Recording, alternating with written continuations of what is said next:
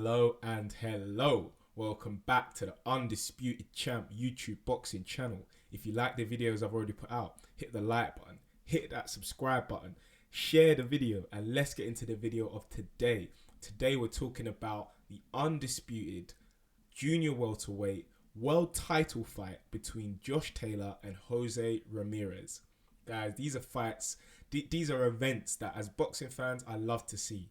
I just love to see undisputed fights. It's why I'm a boxing fan. It's what I aspire every fighter to do in every division. And we're getting it. We're getting it. It's looking like the junior welterweight division is the division for undisputed fights, because we had Terence Crawford, who was undisputed, and now we're going to get an undisputed champion out of either Jose Ramirez or Josh Taylor. So guys, very, very excited. And you know what? We've been kind of lucky. Well, I wouldn't say lucky, because we should be having these fights regularly, but we've been a bit lucky to see a couple of undisputed fights now. We saw an undisputed fight at cruiserweight with Usyk cleaning up the WBSS tournament and collecting all the belts. We obviously had the Terence Crawford light welterweight undisputed fight.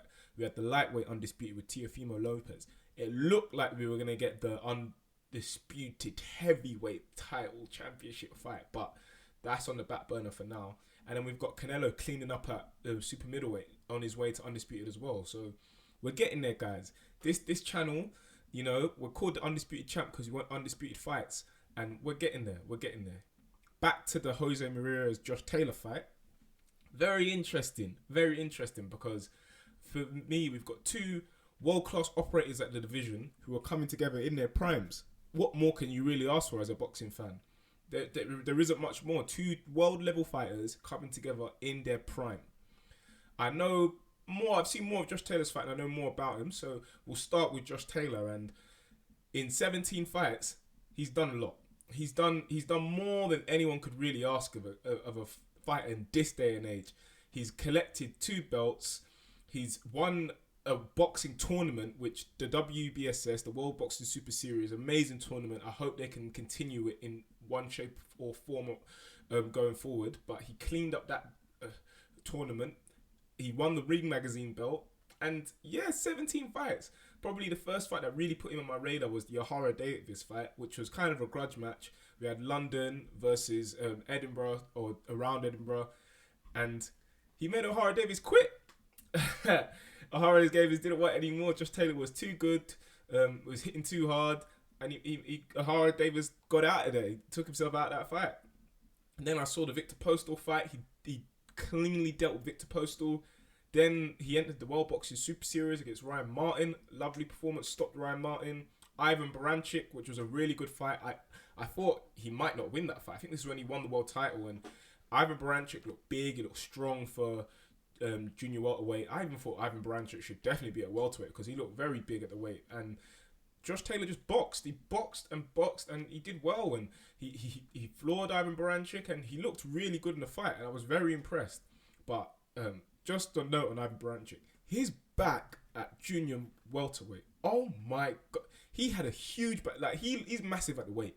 I don't know how he makes junior welterweight. How the hell he makes that weight, I don't know. But yeah, that guy's back was massive. Looked like flipping Hunchback of Notre Dame. His back was so big for the weight. But anyways, back to Josh Taylor. He moved on to Regis Prograis. That was an excellent fight. And you know, everybody takes L's in boxing, even us fans. And I picked Regis Prograis to win that fight. I thought Regis Prograis hit too hard. I thought he was a bit more experienced. He was 24-0 going into the fight. But Josh Taylor proved me wrong. He proved me wrong. It was his 15th fight.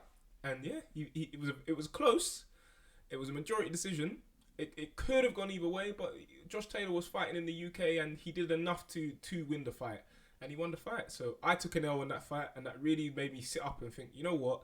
Josh Taylor's, he's really, really world level. Like, he's not just one of these guys who has a world title belt. He is world level. He's one of the best, if not the best in the division. Then he fought this Kong Song guy. Probably no point even talking about that fight. Then now we have the Ramirez clash. So in his 18th fight, he's fighting for the undisputed title in this day and age. You just don't see it, guys. Great work by Josh Taylor. He's here. I've got a few concerns. He's changed his trainer. I know he was working with the McGuigans and they had some outside of the ring issues that they've settled now, but he split with the McGuigans. And now he's working with a brand new trainer. I think he's working with a trainer that used to train Tyson Fury for a bit. I'm not sure about this guy. Ben Davis is his name, or Ben Davidson. I'm not sure about him. He's a young trainer, but I don't know if this is a huge fight. Like, I know he was with Tyson in the Fury Wilder fight, but Tyson really had nothing to lose in that fight, and I'm not sure if he's got the experience really to be in an undisputed world title fight. Like, this is gonna probably be Josh's biggest fight of his career, unless he moves up to welterweight and can somehow get the undisputed fight. So, I mean, for it was your second fight, but the fight before was a nothing fight. For your first proper fight to be for undisputed, hey Ben, man, we're going to be looking at you very closely at your corner work, and it has to be on point. I'm hoping Josh has enough in his locker and enough experience wise from his other big fights that he kind of knows what he's doing if Ben starts to fumble in the corner. But we'll see. We will see. Moving on to Jose Ramirez. Again, I don't know as much about him, but I have seen him on the come up, and he's got that typical Mexican style. Comes forward, punches to the head, punches to the body, relentless work rate, and that's got him through a lot of his fights. I saw the Jose Zepeda fight. I went back and watched that fight, and that was a hard night's work for Ramirez, but he got through it. He retained his title and he kept it moving, but it was a hard night work for him, and he's a fighter that works from round 1 to round 12. It looked a bit shaky in there at bits when Zepeda started to get back on top, but Ramirez stood his ground and he continued to land his body punches, land his head punches, and yeah, he did all right. And then he went on that to the Maurice Hooker fight, and now that the KO there, lovely, and that was to unify the belts, WBO, WBC, lovely. Maurice Hooker looked startled, he looked dazed, he looked seriously hurt, damaged. And that was when I sat up and took note and thought, you know what, Ramirez, okay. So it's not just come forward and wing punches, it's come forward with good levels of aggression and power. Because that's what's going to separate you from everybody else as with that style. Is have you got the power to back up those body punches, those head punches? And he had it in that fight because he got Hooker out of there. Moved on to Victor Postal. So this is a common opponent between Josh and Ramirez. Josh dealt with Victor Postal a lot better. And I think Victor Postal went away, regrouped, and then about a year later he fought, even maybe 2 years or a year and a half later, he fought Ramirez, and he looked a lot better. Some people think that Victor Postal may have edged that fight. It was very close, and a majority decision, in fact. I had Victor Postal, I had a draw, but I wouldn't have complained if they gave it to Victor Postal. Again, I guess I wouldn't have complained that they gave it to Ramirez, but that was a very close fight, and that was Ramirez's last fight. So he's not coming off an excellent performance. Going into the fight, his next fight will be Josh Taylor, and going into this fight, he's still working with the Garcias, Robert Garcia and his family.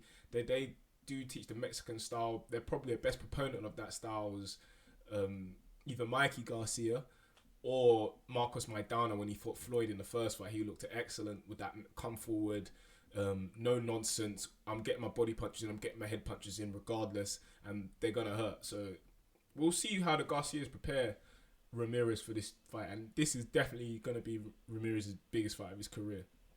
The winner, sky's the limit. Undisputed at junior welterweight. You move up to welterweight, you get a fight, probably with Terence Crawford. They're both in the same promotional outfit. Pick up that belt, and then you go for undisputed again if you can. That is legendary stuff, especially for this day and age. That is legendary stuff, and you know what? I'm coming as a complete neutral to this fight. My only bugbears is the people showing the fight in the UK. Somehow it's not been picked up by Sky or BT. Shocking. Undisputed title fight not picked up by the two major boxing broadcasters in the UK. Shocking. We're not getting it on DAZN in the UK. We're getting it on fight.tv.co.uk or some version like that. And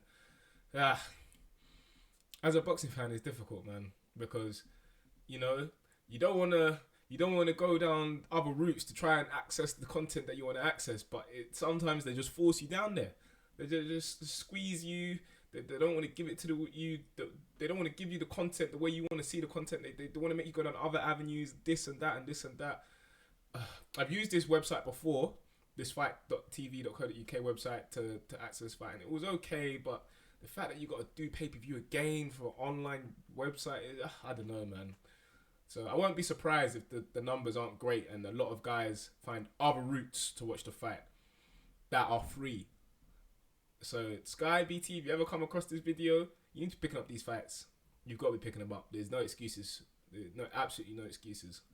But yeah, anyways, I'm looking forward to the fight. Post-fight video coming soon. We're going to analyze it. We're going to see who did what. And we're going to pray and hope for more undisputed fights going forward.